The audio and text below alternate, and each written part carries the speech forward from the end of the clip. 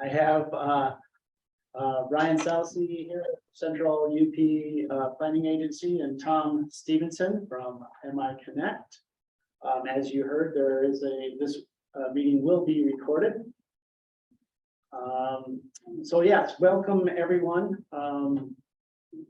This is a kind of an unprecedented time for us here to receive, with all of the money at stake and all of the stakeholders that these actions will affect for our future, for us and our future families. For starters, I'd like for us to have kind of introduce yourselves and to identify your affiliation, and just so everybody gets to know who is on the call today. Again, my name is Trey Burgett, and I'm with Markel Visa. I'm Ryan Susi. I'm a senior planner with Central UP Planning, better known as CUPPAD.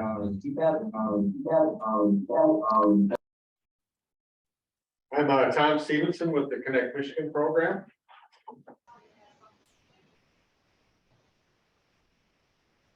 Let's see, who is Jay Brogan with Hiawatha Communications. Kent LaCroix, I'm the CIO over at Schoolcraft Memorial Hospital. David Nyberg, Business Engagement and Economic Development Partnerships here at Northern Michigan University. I'm assuming Justin Izzard's position representing Bay College in Escanaba.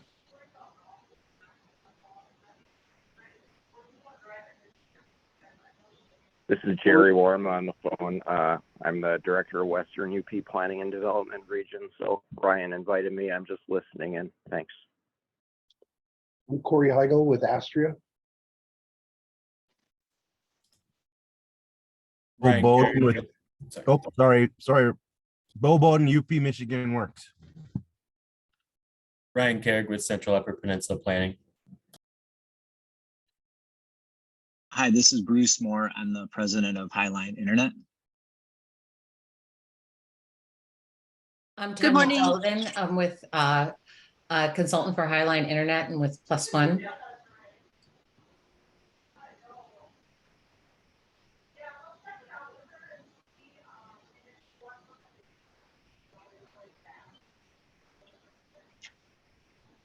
Hi, I'm Jim Lundberg with Lee Morana here, manager of the Health Information Exchange.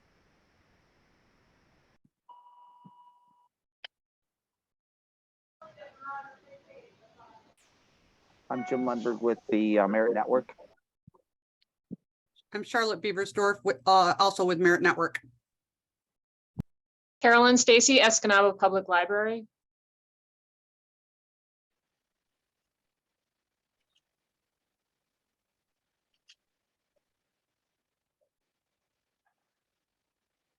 All right, is there anyone else who has not been announced yet? All right, well, thank you very much for introducing yourselves. And I have a quick polling tool that I'd like to use today. It's called Mentimeter. It's a real-time interactive polling tool. I just have two questions. So you can tune in with your browser and answer the questions, or you can do it by phone, whichever you're more comfortable with. They're both very easy. You don't have to log in or do anything like that. So we're going to flip over to the first question though. And I just want to know this session yesterday, or this summit yesterday that was held in Detroit. I'm curious who all attended that.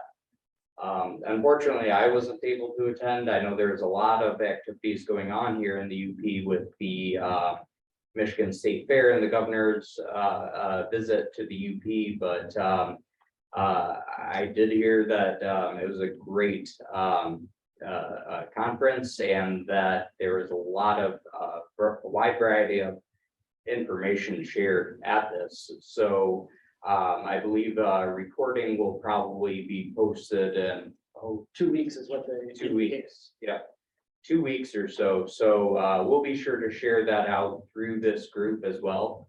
Ryan Carrig, who's also with CUPPAD here, would you like to share just a brief synopsis of this meeting? Sure, very briefly. They had a very top-down approach. They went over the federal programs that are coming. Recording in progress. That are coming in. And then the work of the Michigan challenge the mapping that's going to come up from FCC and what local governments can be doing in the meantime before the funding becomes available.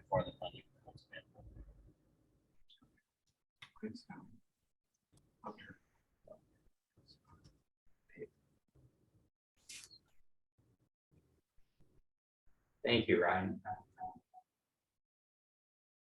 All right, we have a second question here. So we're trying to use this question to kind of understand the scope of everybody's and within this broadband ecosystem's priorities and what we hope to accomplish. So the question is regarding broadband, what are your organization's top priorities? Or alternatively, if you haven't defined any kind of priorities yet for broadband, what do you hope this ecosystem accomplishes in the next 5 years?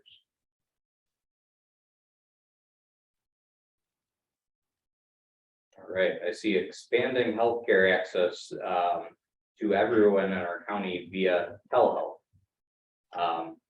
So Tom, did you want to speak on a little bit on telehealth and opportunities that are emerging? Well, with the telehealth, we've got actually a couple of robust systems already in the state, and a lot of the build outs, for example, the providers were NTIA. At the conference, you said they're requiring a minimum of 100 down and 20 up. A couple of organizations scalable to 100 by 100. And so a couple of organizations that are actually driving that uploading speed are both the school systems and also the healthcare community for telehealth. They'd like to see a lot of the telehealth devices where people can monitor you in the home, things like that, especially after surgery. They like to see roughly at least 30 meg upload speeds for the devices so they can put eyes on the patient. 50 is better. And so they prefer 50. So typically what they do is the hospitals like to do now, they realize that a lot of the difficult surgeries, 15%, there's a 15% readmission after surgery due to complications. If they monitor that, a lot of it's infections, things like that, they can catch any difficulties, about 80% of the problems, therefore preventing you from having to re-enter. They can, change your medicine, stuff like that, come back and see the doctor. So they can eliminate about 20%, 80% of the readmission after surgery. That's just one little area that we're seeing, and with doctors and hospitals shutting down all over. The healthcare is key, and we're also we're even seeing even during COVID, you can also see a doctor online to see whether or not the testing, get equipment, things like that online, order it online and things to get it into your home. So there's a lot of different applications for this that to help expand the healthcare in the community, especially in the rural areas. So that's what's driving that. We're going to be talking about speeds later on. That's what's driving it. Schools and the telehealth community particularly. I personally can attest to that because my wife yesterday was doing a telehealth session because she was going to be self-administering an injection, and they had a nurse walking her through how to do that process. And in the middle of the call, all of a sudden she got the old red flag saying her, the internet was starting to dive down, so she was concerned right in the middle of poking herself. About that, but it ended up, it worked out fine. But that's just a personal example just yesterday. Yeah. So. All right, I see another item on here, providing affordable educational broadband access to rural communities who are unserved or underserved. So you know, I think the new affordability access program, you know, is really something that's being underutilized right now. Not a lot of people have actually signed up for it here in the Upper Peninsula. Correct me if I'm wrong. Yeah. Correct.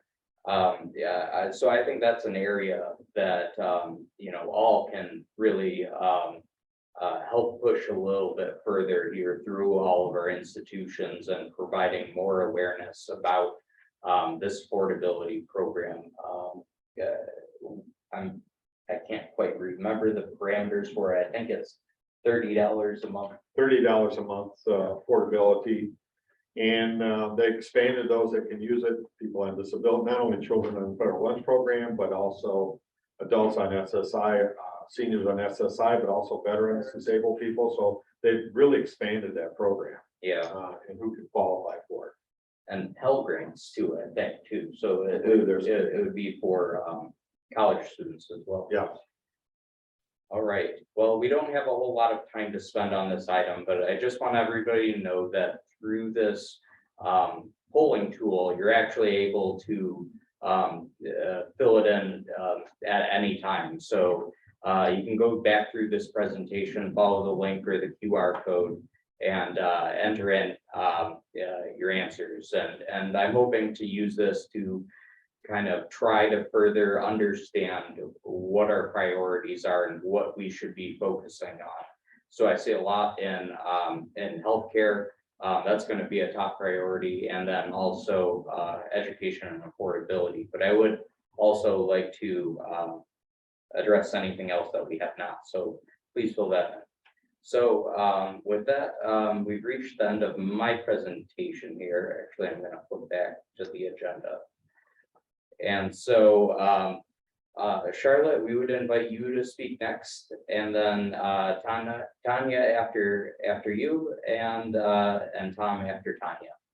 So I'll pass it over to you, and you may share also. Thank you very much. Well, good morning, everyone. As I mentioned, I'm Charlotte Beaversdorf with Merit Network. I'm the Vice President for Community Engagement. And so the areas I oversee within Merit's operational teams are marketing, communication, and events, our member engagement teams, and member engagement support. And I also lead our Michigan Moonshot initiative, which is really kind of right within the wheelhouse of everything that folks are talking about on today's call. So this is, you know, Merit's work in closing the digital divide for Michigan communities. So I thought we'd start with just a really quick overview, level set for folks that may not know who Merit is and what we do in our core business. And then I'll jump into what Ryan asked me to really talk about today was a couple of UP infrastructure projects that we've got going on. And at this point on those, they're both related to federal grants. So there's a little bit more that I don't know than I do know, but I'm going to share what I know and then talk about how we will be communicating project updates on those two projects in future months. So Merit is the longest running research and education network in the United States. We're an independent 501c3 organization. We're governed by 12 of the 13 public universities, and we have an affiliate membership of over 400 community anchor institutions, which includes all levels of education, K-20, library, government, healthcare, and other nonprofits. Our basic mission is connecting organizations and building community, and we do so under 3 strategic pillar areas of network, security, and community. And we provide technology services, within those pillar areas. So look at our statewide fiber optic footprint, to which, those 400 affiliate members have over 700 connections. We run a 24/7 by 365 NOC out of our Ann Arbor headquarters. And you can see a variety of other stats there in terms of the level of traffic and what we're moving across our statewide open access middle mile network. So in the area of the Moonshot, this is just a kind of a quick timeline of where and when we've been doing this work. So in 2017-18 timeframe, Joe Swaski, our president and CEO, participated in Governor Snyder's MCAN roadshow and was involved in helping develop, the initial broadband plan for the state of Michigan through those working groups. And in that process, he came back to the executive team, well informed on the digital divide and that impact on our community anchors and the communities across the state. And as a statewide, open access operator and nonprofit organization that's very community minded and community based, he challenged the executive team with what we could do as a nonprofit to address this issue. So our work in Moonshot began in 2018. And really starting in 2020, so right when everybody went remote and not in person, we began to heavily focus on local community engagement and helping communities move through, the life cycle of the broadband journey through plan, build, run, operate, and maintain. We do that in a very technology and ownership model kind of agnostic approach. So we really are trying to educate and empower communities so that they can make, very local decisions on what the best way forward for broadband expansion is within their community. And we primarily do that at the county level. So this is kind of how our Moonshot work is organized. These are the three key pillar areas of the work we're doing. We do a lot of work with counties on data and mapping analysis. So a sentiment survey along with a speed test. We've done this in about 15 counties across the state. And through that, we're developing really, again, a local community minded approach that pulls together community anchors from across the county to get involved in the project, help promote the surveys. This was all created back in 2018 with a pilot project that we did in which the Eastern Upper Peninsula counties were included in. It was a K-12 pilot to really identify what the impact of the lack of connectivity was on student outcomes. So this was done with university researchers at the Quello Center at Michigan State University. And that was the foundation of our future data and mapping work that we now do with counties, came out of that academic research, arena. We then in June, I think of 2020, we began our first project with the county with the Washtenaw County project. And so through this process, we're still continuing to do this work and the analysis of connected, unconnected, satisfaction, with services, likelihood to adopt additional services. And then we produce a set of outputs for the community, which inform next steps on their broadband expansion. In the education resources and funding arena, this was really heavily needed in the 18, 19, 20 timeframe. I think today there is obviously through COVID and all that happened with that, the education on broadband expansion has just made leaps and bounds. And now it's a conversation everyone's really well versed in. We still do run an educational platform through a webinar series. We host an annual broadband summit and still bring in a lot of grant related education material for communities through the webinar program. But that's kind of more readily available in mass now, both at the state and federal level. Resources is really human resources, and again, kind of tying back to that technical assistance to help communities become knowledgeable and empowered to make local decisions. This last pillar is really what I'm here to talk about today, and it will become the primary focus of where our Moonshot work is going, and that is how we leverage our statewide open access infrastructure to impact the digital divide. I mean, Merit is not a last mile home and business service provider. We're limited to community anchor services, but through partnerships with private operators that do provide last mile services, there's a real benefit to be had in leveraging Merit's existing infrastructure to speed projects up and to reduce costs for last mile operators. And so we're putting a tremendous amount of focus into that. And that's what these two federal grants are really related back to, is enhancing our infrastructure, building a little bit more of it, and in developing these last mile carrier relationships and partnerships. That's just a look at some of our data collection stuff. I'm going to blow through that, and I'm happy if we have time at the end, I can go back and talk more about data collection. So Project Moonlight is the recent NTIA award that was announced and awarded in June of 2022. We submitted this application back in September of 2021. And this was a partnership with Michigan State University. They are the lead applicant and they were the political subdivision. That was a requirement of grant applicants. And so Michigan State University is the direct applicant to the NTIA and Merit as a sub-awardee. So we're doing this jointly. It's a $10.5 million NTIA award, and that is matched by just about equal merit contribution to the project.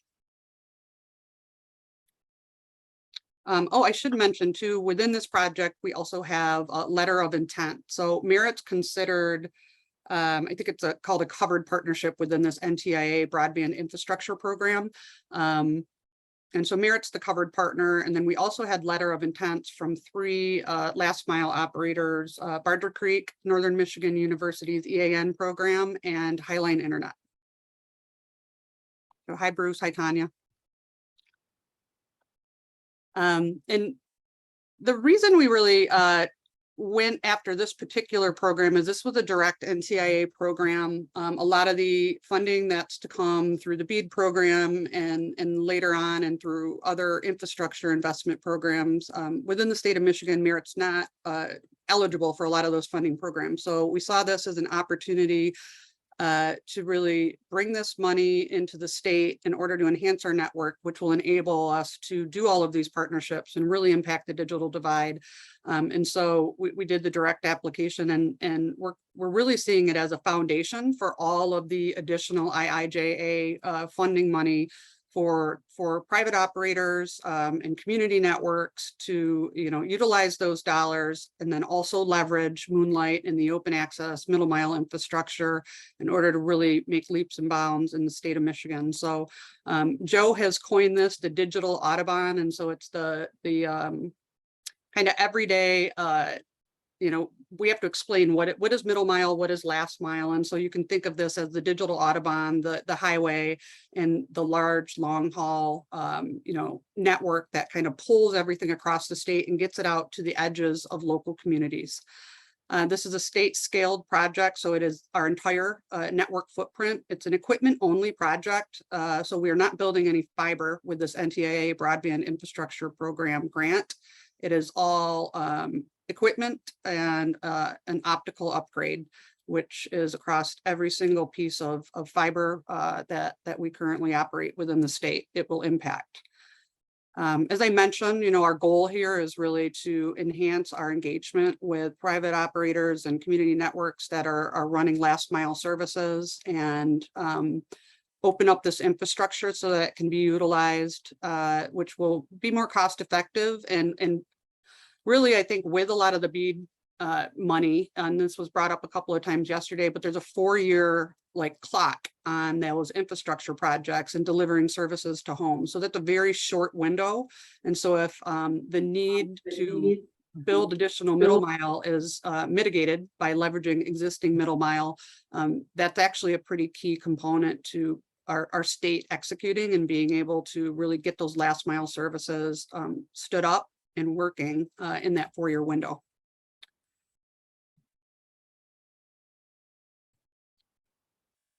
This screen is kind of not very pretty, but it's a very good statewide look at where our open access exchange connectors are located. And so all of these blue dots that are on the screen are the on-ramps for getting on the Merit network, at which point you would be, transit to an internet exchange point that's located. And we have 3 presences currently. We're located in Detroit, Grand Rapids, and Chicago. So the idea here and how we evaluated our narrative for our grant application was we took a radius of, so we were very conservative in the count of homes that we said could be impacted by this optical enhancement on Merit's network. And we did a radius of all of these on-ramps and layered that against 477 data and a couple of other additional public data sets to identify underserved and unserved homes that met the qualifications of the grant that we could impact. And as we all know, last mile networks could extend far beyond the 5-mile radius of just our exchange connector points. So that was a very conservative estimate in number of homes this could potentially impact.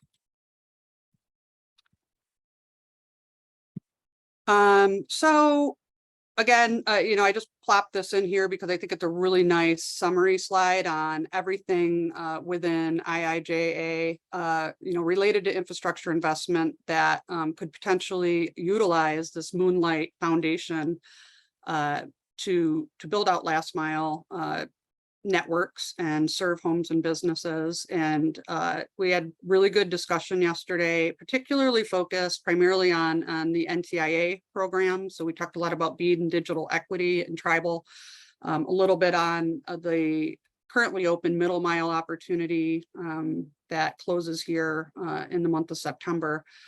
But obviously a lot of really tremendous opportunity coming. And so our focus now is to really continue to focus on that local coordination with communities and the commercial ISP community as well within the state of Michigan to get the community engagement that we need. I mean, this takes a lot of work, a lot of cycles, a lot of trust building, and a lot of just understanding what's what to help communities prepare to execute, appropriately on these coming programs.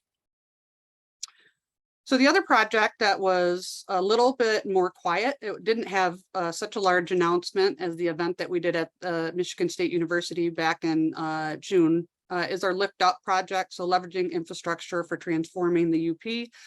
This project is in Eastern Upper Peninsula. So your neighbors will benefit from this infrastructure project. This was a CARES program. So Bob and I did this application I think it was actually in 2020, summer of 2020. And we learned of our award here in 2022 and got everything finalized. So on both of these programs, we're really working through a lot of red tape. Lift Up is under the EDA and the Moonlight project is under the NTIA. So we're working through all of the grant administration at this point.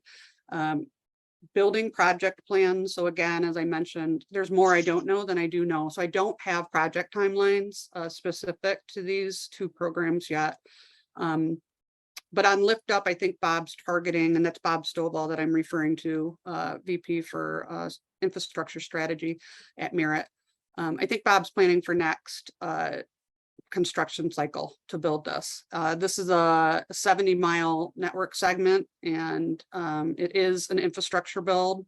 You can kind of see the breakdown of the dollars there on the left-hand column. And we hired Upjohn with this particular grant to help us build an economic impact analysis. And so they did a really good job. And you can see on the left, as a requirement of an EDA grant, it's very much related to economic development, jobs created, and how it enhances the economic development of the community. And so there's those stats on the left as well. So that was kind of the information that I had to share today. I'm happy to answer any questions if folks have them. Thank you very much, Charlotte. And I also have to apologize for the misspelling of your name.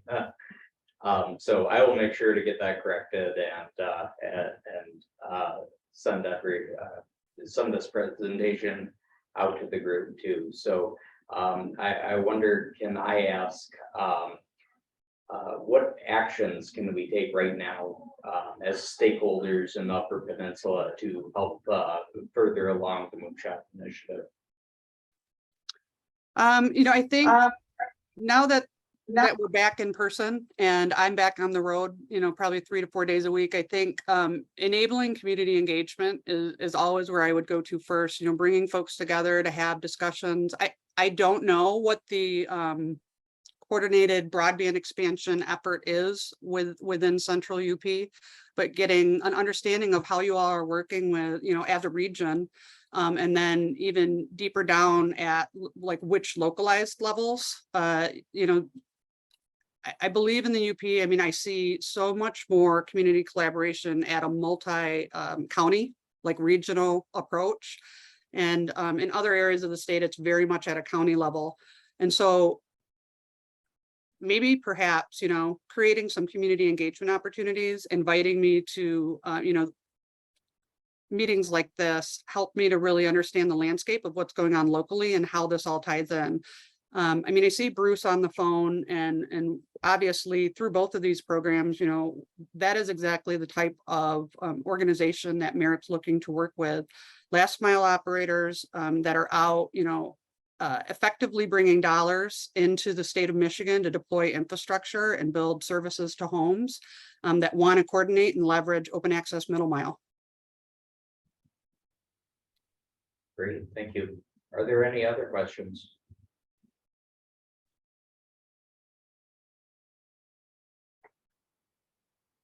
All right, well, thank you, Ryan, for inviting me in, and no worries on the misspelling of my name. That happens at least once a week. Thank you, very gracious. Our next speaker is Tanya Sullivan of Highline, or Bruce Moore, you're also on here, so happy to have either of you lead off. I will go ahead and let Bruce kick it off and chime in where appropriate, but I'll hand it over to the CEO. Thanks, Tanya. It's a pleasure to be in front of this esteemed group again. You know, I was in attendance at the meeting yesterday, and it's a very exciting time, you know, certainly for the state of Michigan, but I think in particular, the Upper Peninsula, you know, certainly the theme of Internet for All is behind the NTIA and MyHigh office's objectives. And we tend to take that one step further. And I think it's fiber internet access for all is really the overarching goal. And certainly that's what Highline is aspiring to do. And I know my colleagues in the industry, you know, particularly Hiawatha, is very interested as well in getting a fiber internet connection to their customers. And so I think it's the type of connection that the households of the Upper Peninsula need and deserve.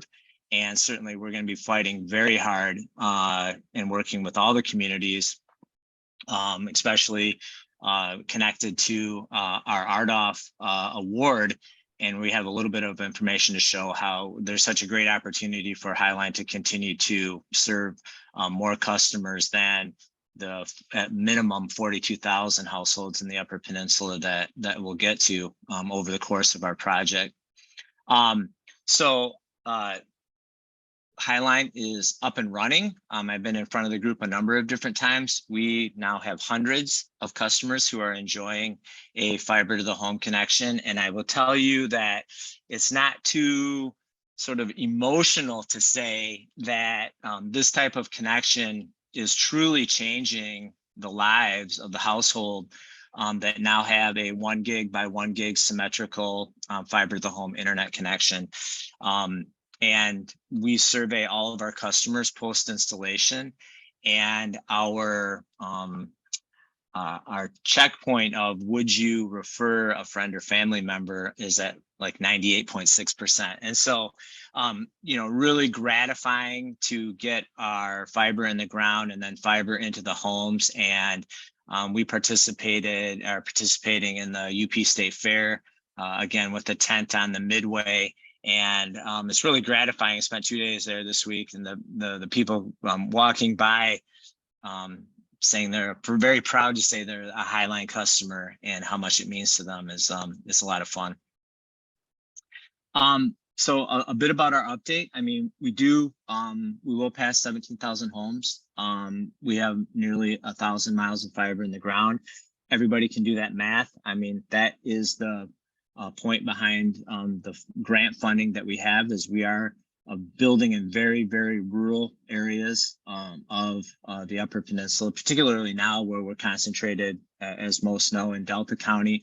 But we are touching Marquette County, Menominee County, and Dickinson County in 2022. And I'm very glad to be able to expand our project into more counties in the Upper Peninsula. We are employing 20 people now, Michiganders. Most of these folks work in the Upper Peninsula.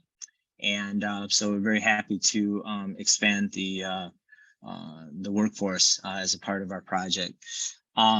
As you know, we are an RDOF winner, but we are investing a significant amount of our own capital towards the success of our project.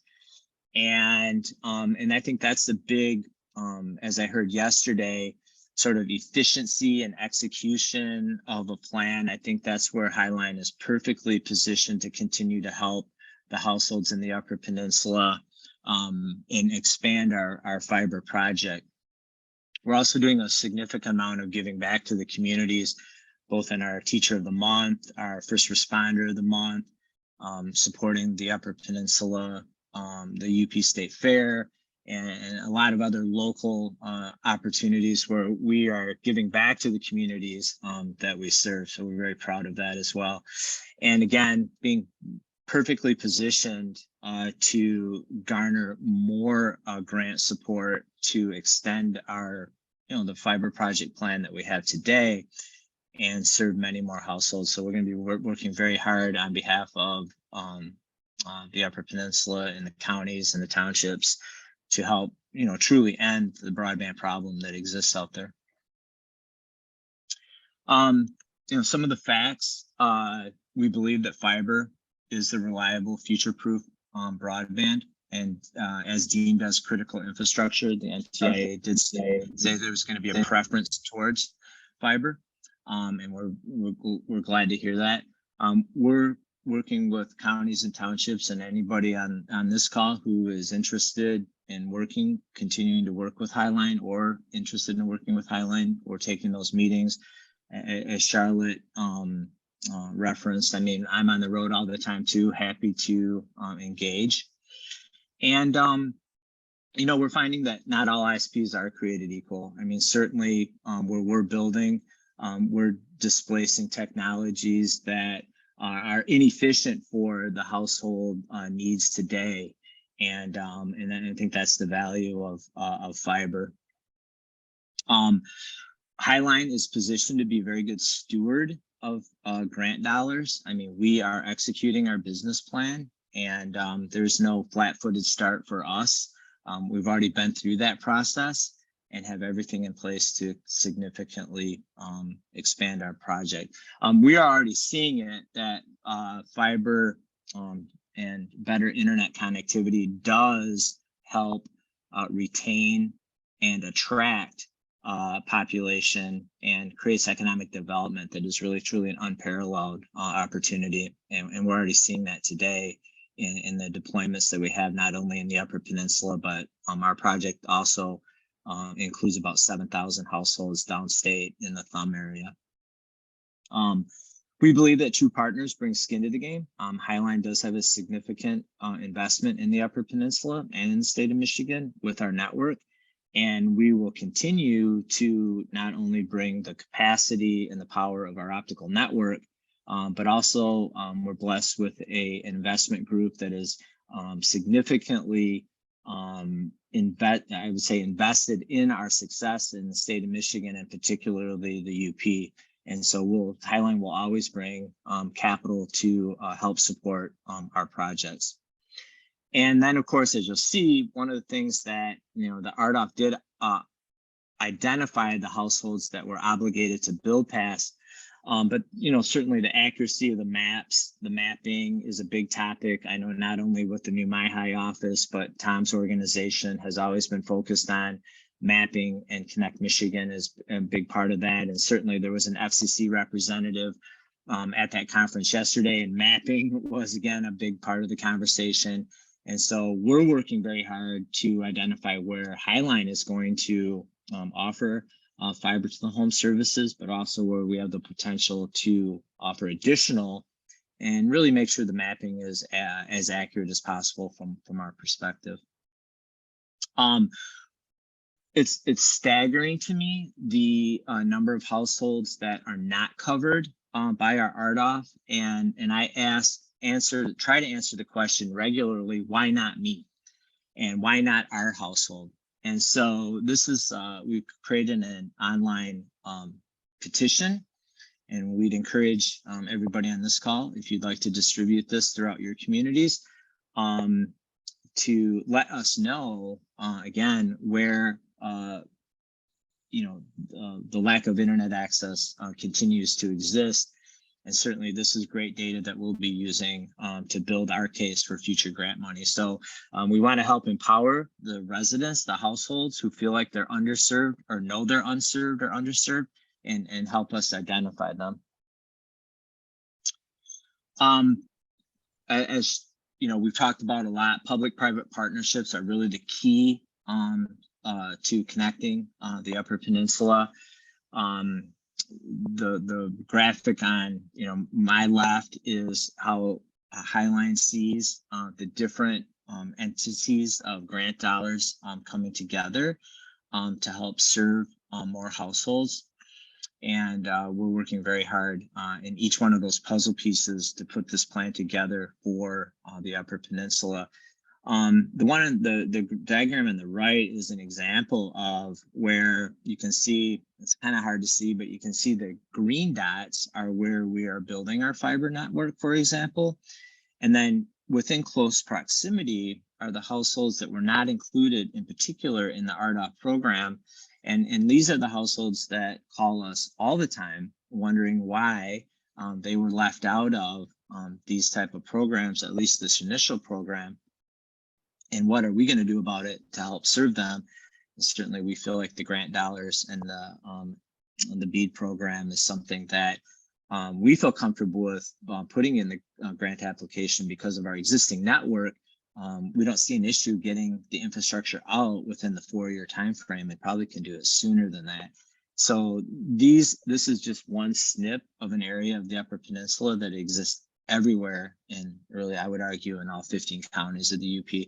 And so we're working very hard to get this information gathered today as we prepare for the grant season. We are working with counties. We have a support letter out there that's today that counties are signing up to at least acknowledge that they support what Highline's mission is, which is to really get a fiber connection to as many households as possible. And so we would like to continue to ask for support, for your support, to help us win more money for the Upper Peninsula. We're working very hard. The state of Michigan is recognizing what Highline is achieving and has been able to achieve in a very short amount of time.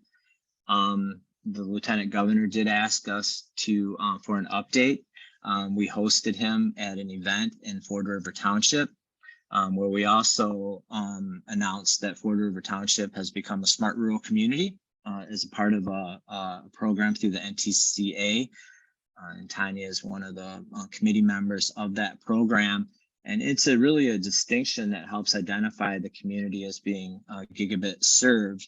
And so, very interested in connecting more of our communities to the Smart Rural Community Program, and, really proving to the state of Michigan and to NTIA that Highline is and will continue to be a trusted partner who will take grant money, get the fiber in the ground, and then ultimately get fiber to the households. Proof that all ISPs are not created equal. This was really kind of what spurred our conversation today and our contribution. The FCC through the RDOF program has not only had existing winners turn in RDOF money because they don't think that they can fulfill the mission of their grant, and the FCC is now taking proactive positions where they're taking internet away from, or RDOF awards away from providers who had won, and one of those was Starlink, which really leaves a bit of a gap in the Upper Peninsula. There's 4,000 households that were to be covered under the Starlink or space exploration grant. And as you can see, the blue areas are where Highline will ultimately have our network built. And so the red are areas that we feel like that we can help, protect the households and replace the Starlink RDOF money that is not going to happen anymore with, future grant money to make sure these households don't get left behind. That we're, now with the RDOF being revoked. So Highline's doing everything we can to step in and help out.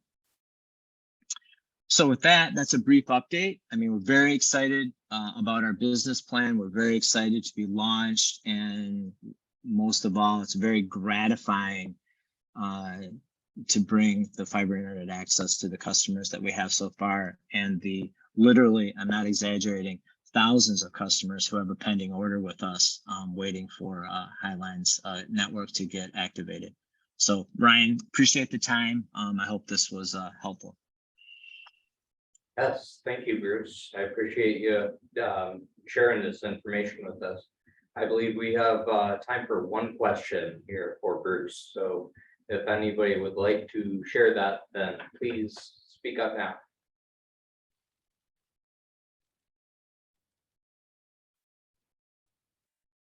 All right, no takers, but if you would like to ask any questions of our presenters, we'll have contact information along with the presentation. So we'll be happy to share that.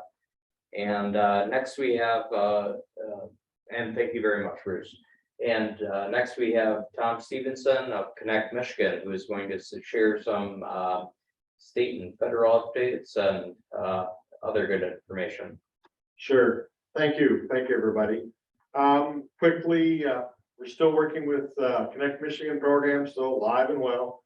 Working with the MEDC and Leo on several programs. Our intent, our focus is moving a little bit away from some of the engagements into more project-related process here in the state.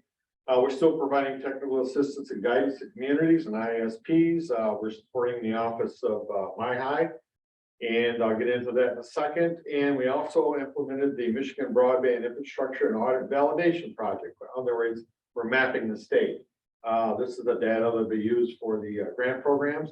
And as of the other day, we're launching a digital literacy learning program.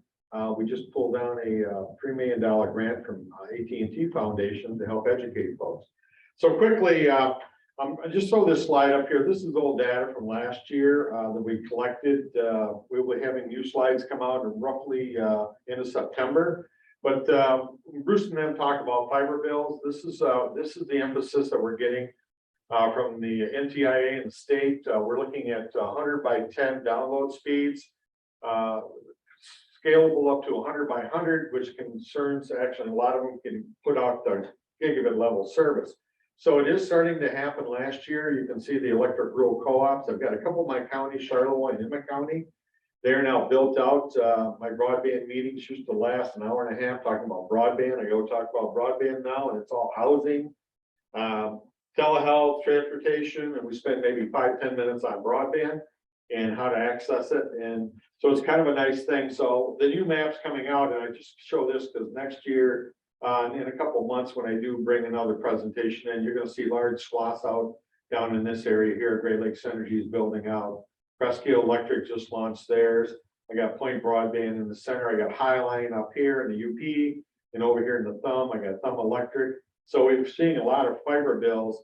And so part of the engagements we're in with communities is to help you understand the existing build out, such as Highline, look at the gaps, and then work with those providers to close the gaps. We've got a lot of funding coming this way.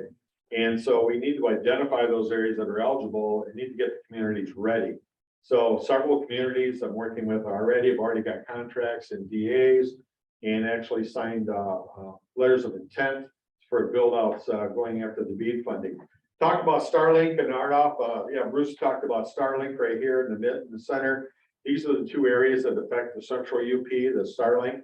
Elon Musk was not able to prove he can do gig by gig with his Starlink. So, and we've been working with your representative Bergman. I give him a lot of credit. He's put a lot of pressure on the FCC to clarify whether or not they're eligible, so that these areas are now will be eligible for all this funding coming up that we're talking about. So kudos to him and also Senator Peters. Both of them been after the FCC to get this cleared. So in Dixon counties, the big, we start talking about space exploration, Starlink. A little bit in Dickinson, they only had 13 locations. Marquette County, they had 344, or they received about $600,000. But the big one here is Menominee, of course, down in the corner there. They had tied up roughly 1,200 homes. Those homes now, those underserved or unserved areas will now be eligible for funding coming up. So it's important that we start identifying those areas. State updates, my old boss, Eric Frederick. I was down there yesterday, by the way, and then I had to drive up here. I had a couple meetings on Friday, so it was a long day for me, long evening. So Eric is now the new director of the MyHigh office. They just hired one person. They're probably, right now they said 8, but I think they're going to end up hiring about 16 people for that office with all the funding and everything else coming this way.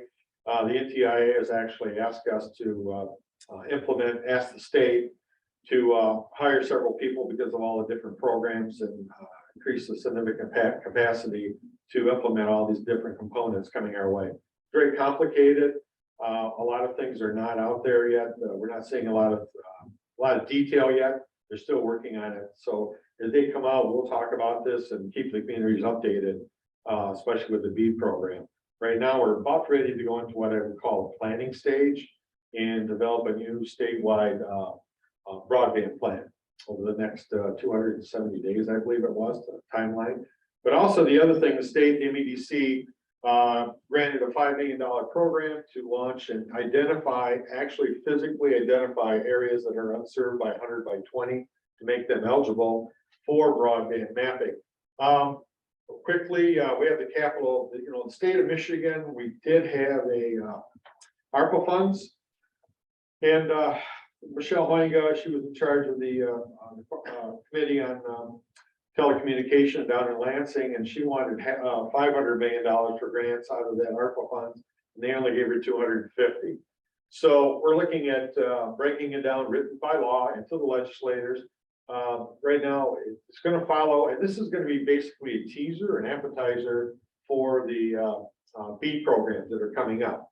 They're going to try to follow as many of the guidelines that we know about.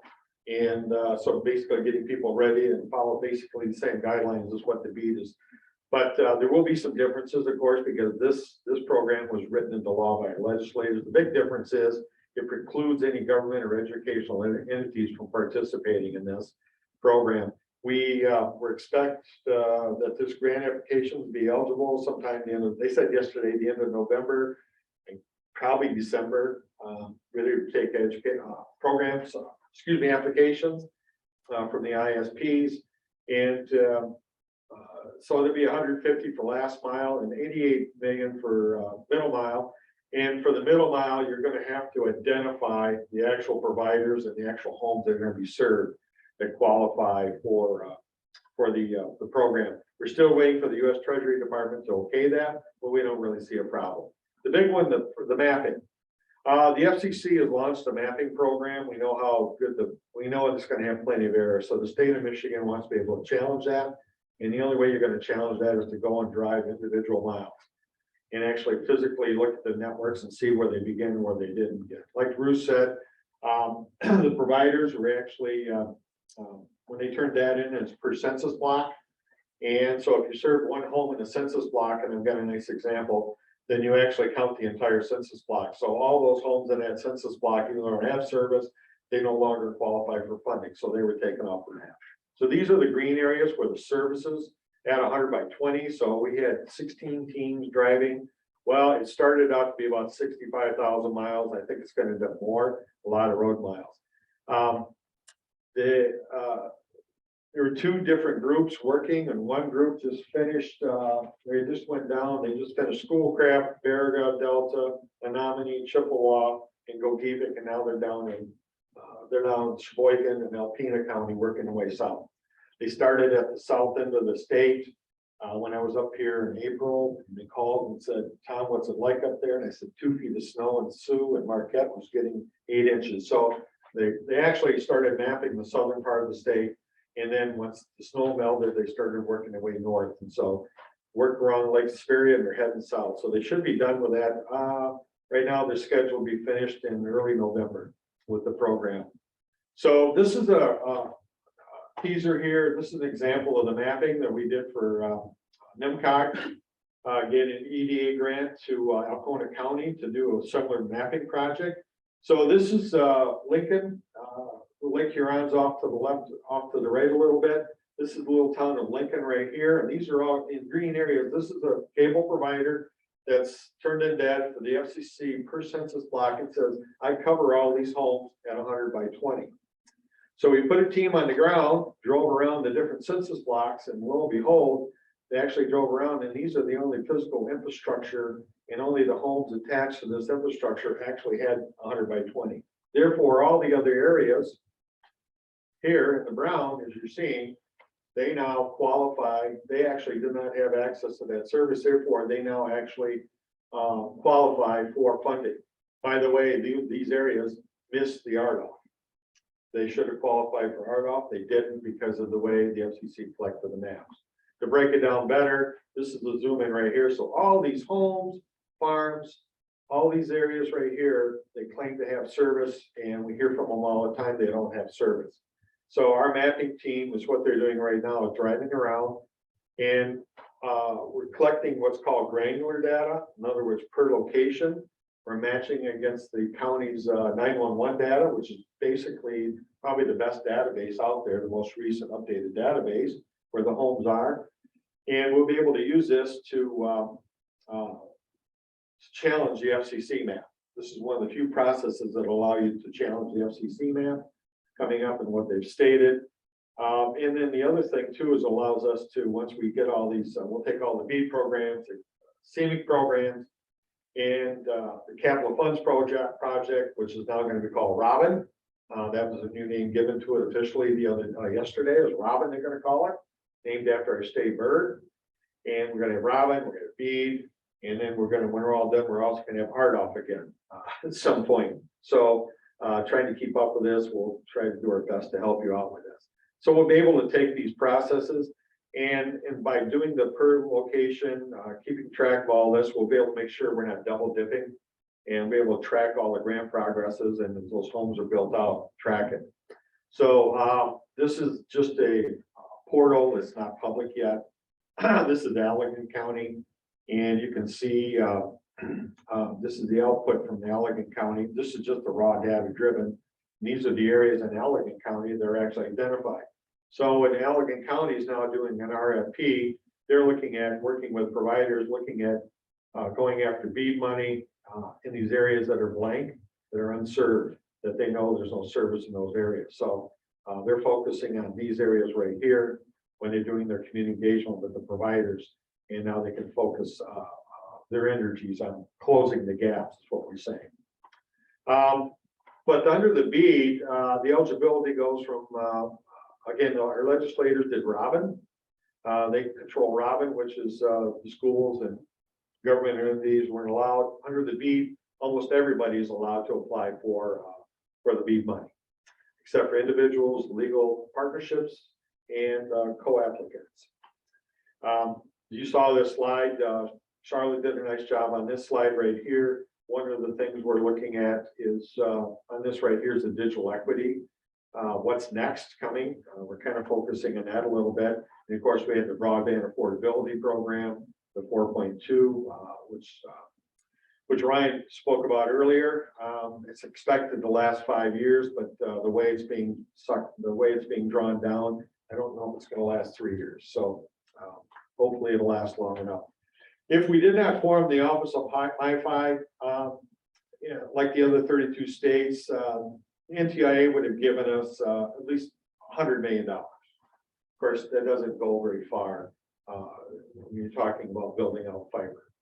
So that's the reason we did this. There will be some funding in the backside for high cost areas. I think the UP, there's a lot of areas up in here which we would call high cost. Now on the NCA yesterday, the NTIA, they did say that their focus will be fiber.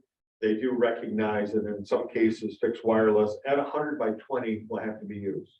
So there will be funding for that. It's going to be, they still haven't put together the formula, but the details, but they do expect they have some areas at 100 by 20.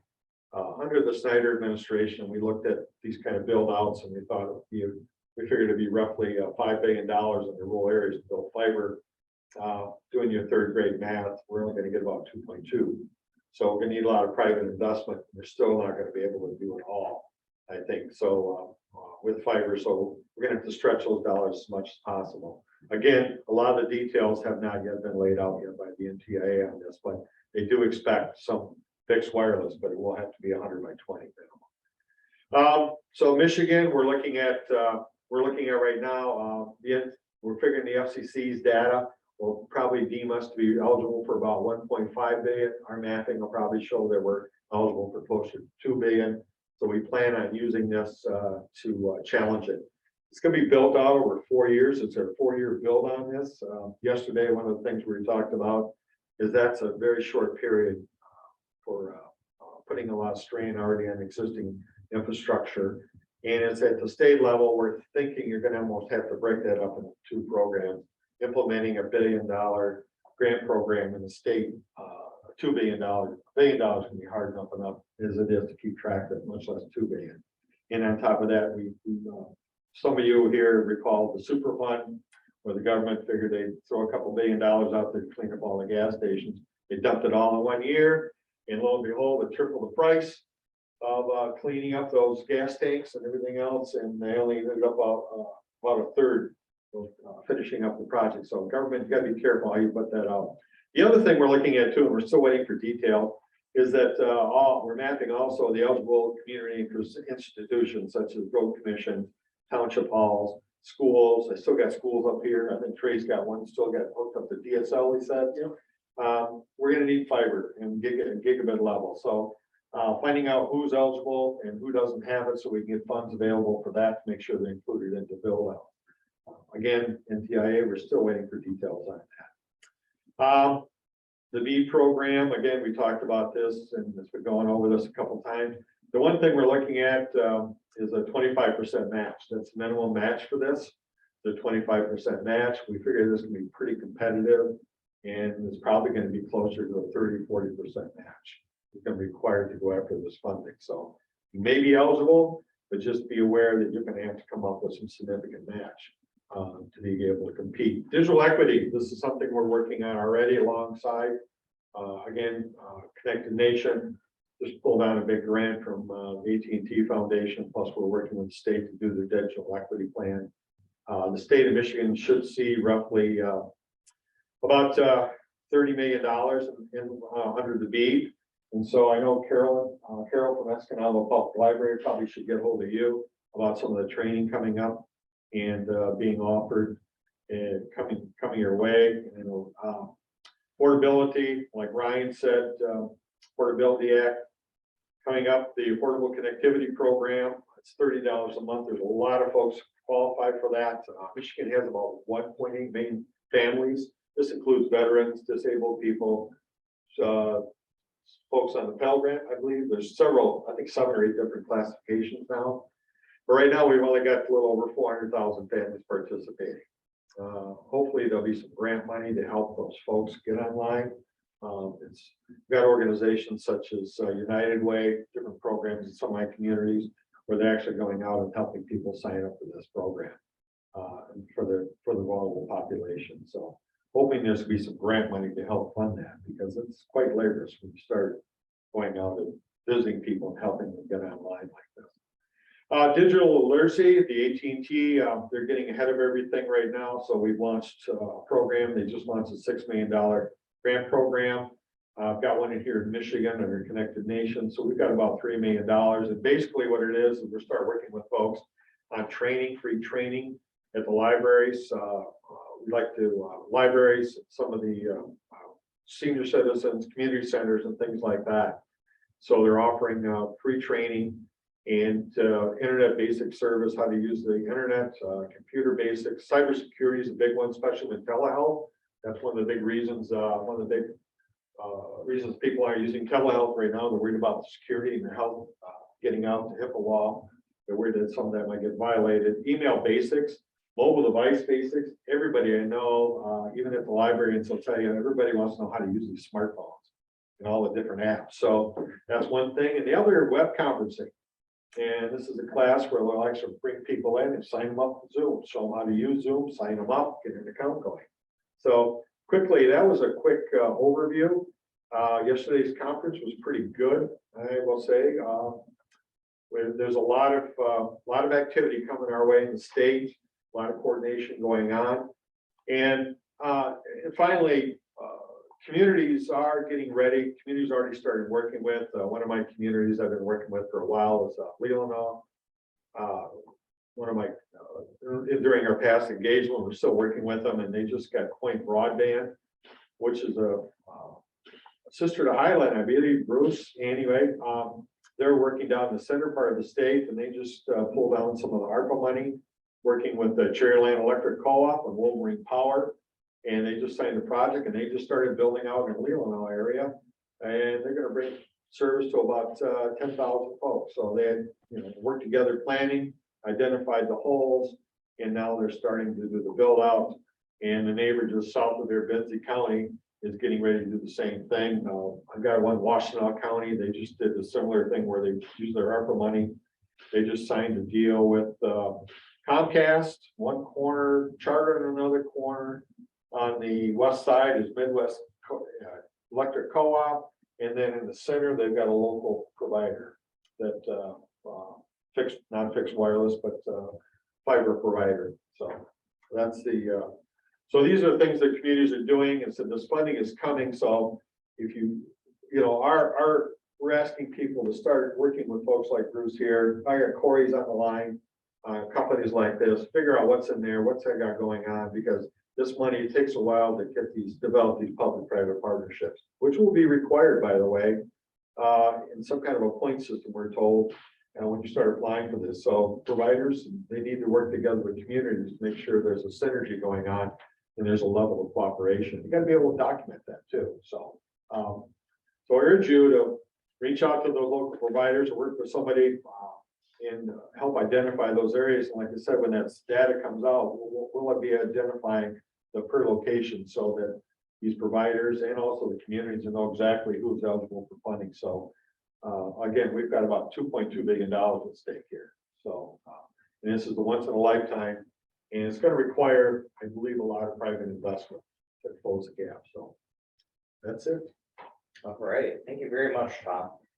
We are past noon right now, so I wouldn't be disappointed in you if you had to sign off now. But I just want to say, all of these examples from all of our speakers really highlights, all of these actions that are going on now really highlights the need for coordination and participation among all entities. So I'm very grateful that I have this team now that we can all share information, and I hope you'll reach out to me with your activities that are going on that are relevant to this group, and we would have to be shared to share that information. A suggestion from Mr. Jay Brogan is to send out a mailing list to everyone so we can all share information. But again, in the meantime, between now and our next meeting, which I anticipate is going to be in November,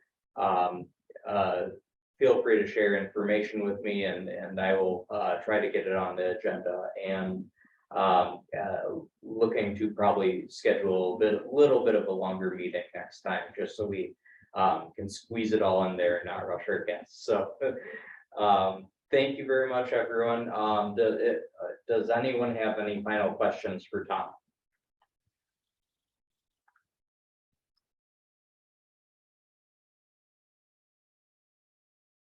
All right, seeing as there is none, we can adjourn the meeting now. So thank you very much, and hope you enjoy your Friday and have a good weekend. See everybody. Bye-bye. Bye all.